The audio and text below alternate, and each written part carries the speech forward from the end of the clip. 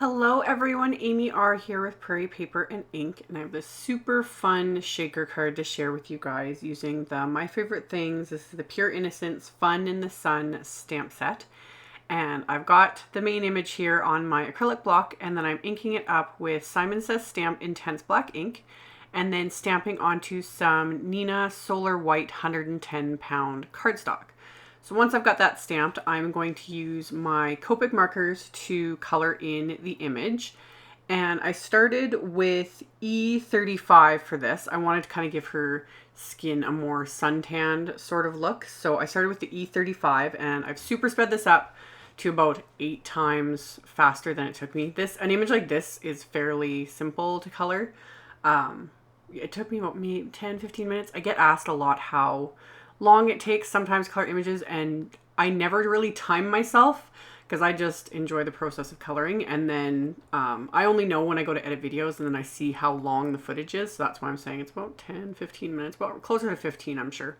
So I did the skin, and I will have a picture of all the colors I used on my blog. But I used the E35, 33, and 31, and then R20 for her cheeks. For her hair, I used YR 27, 23, and 21. And then I wanted to give her a bright pink little bathing suit, so I used RV 66, 55, and 52. And then to keep the bright theme going, I thought she'd look really cute, like on a bright yellow pool float. So I used Y17 first, and then I went in with Y15 to blend that out a little bit. And then as my final yellow, I used Y08, and that kind of gave it the really bright yellow pop. And then I went over just the float with my colorless blender just to lighten it a little bit, but I didn't spend a whole lot of time on that, but it just kind of blended it a tiny bit, but also lightened the colors a little. And then after I was done that, I was like, her skin was looking not as defined as everything else. See, like there was more contrast with the other colors I'd used. So I took my E37, which is a fair bit darker, and went along the edges of her skin and then blended that out with the E35 and then went over it all again with the E31 to really blend it. And that gave more of that contrast and definition that I'd wanted with all the other colors. And it looked better, in my opinion, with that bit of darker color added. So once all of that was done, I grabbed some Copic opaque white and just stuck it on an acrylic block. And then I'm just using a dotting tool to dot this all over her bathing suit. So she's got this fun little polka dot bathing suit.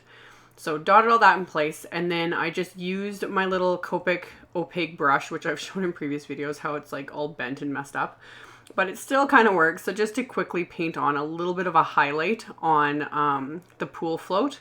And then I set that aside to dry. It didn't take that long. I didn't time that either. I went off and did some laundry and whatnot. But once it was completely dry, I used the coordinating die set and taped the dies into place with some micropore tape. And then I grabbed a scrap of black cardstock and just set that under the little sunglasses die in the set so that I could die cut the main image plus those sunglasses just in one run through my machine. And then once I was done that, I ran through a piece of MFT's. This is the cement gray cardstock. And I ran that through with the largest die from the rectangle frames, or gravel gray cardstock, sorry. Gravel gray cardstock, cement gray is lighter. I used the largest die from the rectangle frames dynamic, so it creates a rectangle frame. And then I have a piece of acetate here, and I measured the frame first with my paper trimmer to see how big it was, and it's 4 by 5 and 1/4 inches. So I cut this acetate to just slightly smaller than the 4 by 5 and 1/4 inches, just a little bit so it wouldn't peek out the edges. And then I coated the back of the die cut frame with my ATG adhesive, making sure to completely cover this whole frame. Red line adhesive or score tape would work really well too, but I find I don't have a problem with the ATG. So ran that through covered that with the adhesive, and then I adhered the acetate to the frame. And then I've got some pattern paper here from the My Favorite Things Sweet Sunshine 6x6 pack. There's this cute little light blue paper with little waves on it. And I was like, totally perfect for this card. So I cut that down the same way, just slightly smaller than 4 inches by 5 1/4. I think I kept saying 4 1/4. It's 4 inches by 5 1/4. So just slightly smaller than that. And then I grabbed my Scotch foam tape, and I've seen this trick on other people's videos, and it was like a light bulb moment. After all these years, why did I not think of this? I doubled up the foam tape, and then I'm cutting it in half because this frame is kind of narrow. But doubling up the tape first, like seriously, it was a duh moment for me. I've been wasting so much time layering foam tape to make shaker cards, and this just saves so much time. So I doubled up the tape and, like I said, cut it in half because the frame's narrower. And then I just adhered this along the frame, making sure there's no major gaps between the pieces. And really quick and easy. This only took a couple minutes to get all these pieces into place. So I've got 2 layers of foam tape, which just gives a good amount of space to really create a fun little shaker. So got all that in place. And then I took my anti-static powder tool and just ran that along the edges of the inside of the foam tape here. And that just coats any sticky residue with the anti-static powder. So if you really have struggle with like sequins and glitter and things sticking to your foam tape when you make shaker cards and it bothers you, definitely coat it with the anti-static powder. And then I just used a Swiffer there to wipe off any excess powder off the acetate so it doesn't show up when you're done your card. And then I grabbed several different sequins for my stash. I will have these linked in the description box as well, but I used the Pretty Pink Posh Sparkling Clear Mix, Pretty Pink Posh Iridescent Confetti Stars, some Craft Medley light blue sequins from a pack, and then some Pretty Pink Posh 4mm Sea Breeze sequins. Just kind of sprinkled a decent amount into there. And then I'm going to peel off all of the backing of the foam tape and then adhere this little wave pattern paper. So I'm basically creating a little pool. Oh, this is like the funnest pool ever. If there was a pool that had sequins in it, I think I'd be all over that. So there you can see my fun little shaker, and then how like the bright colors of the little pool floating or bathing suit just pop. And I love the sunglasses. Love. I think it's just so cute. So I set that aside for a minute. I'm going to make my card base here, and it's some heavyweight white cardstock cut to 4 1/4 by 11, and I scored it at 5 1/2 with my Score Pal and my Teflon bone folder, and just making sure everything still, you know, lines up properly, because sometimes you just never know. And then I applied the same ATG adhesive to the back of the shaker, and then adhering that to my card base.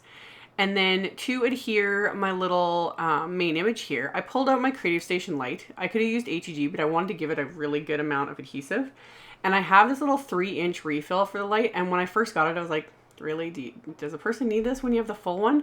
But for something like this, it actually is perfect, because I'm not going to waste a ton of adhesive if I use the full like 5-inch refill. So this fit perfectly in that little 3-inch. So I'm glad I've got it. So I ran that through, and while I was doing that, I'm like, I should just run the sunglasses through too, because they're going to have to be adhered as well. So I was able to get those in. So I ran both of those through and trimmed off the excess.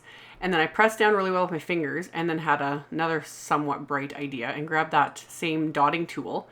And I use that to run right along the edge of the cardstock there. And that just presses that any excess adhesive, because if you've ever used a Xyron, sometimes, you know, the adhesive along the edges can kind of cause a bit of a mess and whatnot. So using that little dotting tool was perfect. And it picked up all the adhesive when I pulled off the backing, so there's none exposed. And then I just peeled up those little sunglasses with my tweezers here and adhere those into place. And I was just like, yes, this is perfect. I love it. These big old sunglasses on her look so cute. They remind me this reminds me of Caitlin. This is how she would look totally, except she's got like, you know, crazy curly hair. So adhered those onto the card front, and then I went on to finish the inside of the card. So I just grabbed the main image again, and I had already cleaned it off with a baby wipe. So I'm inking it up with my favorite thing, snow cone dye ink, and stamping that on the inside of the cards. I think some of you might remember back in the day, I used to stamp the inside of like all my cards with the image and snow cone ink. That was like my go-to. So I was thinking of that when I made this. I was like, going back to the roots. So stamped that image, and then stamped a sentiment from the set with the same intense black ink. And then of course, I had to add some glossy accents to the sunglasses to really make them shine. So I just squeezed out the glossy accents first onto a scrap to make sure there's no air bubbles. And I have a fine tip applicator on this bottle, which makes this so much easier to use. Again, I wish I'd had one of these years ago. I stopped using glossy accents because it was such a pain because of that. But I used the fine tip applicator, and I was just careful to keep the applicator against the cardstock so there's no air bubbles. And then I set this aside to dry without touching it. That's another little thing I struggle with. I always want to touch it to make sure it's dry, and I always end up wrecking it. I think this is the first time ever I've made a card and I didn't wreck it. So let this dry, and you'll see in the finished pictures, it's completely clear and glossy and fun. So there is my shaker card for you guys for today. And I will have a link below the video to my blog post, which will have the pictures, the picture of the Copics with all the colors used, links to all the supplies. All that info is in the description box below the video. So check that out below if you're interested. Thank you guys so much for watching, and I will see you all very soon in the next video. Bye!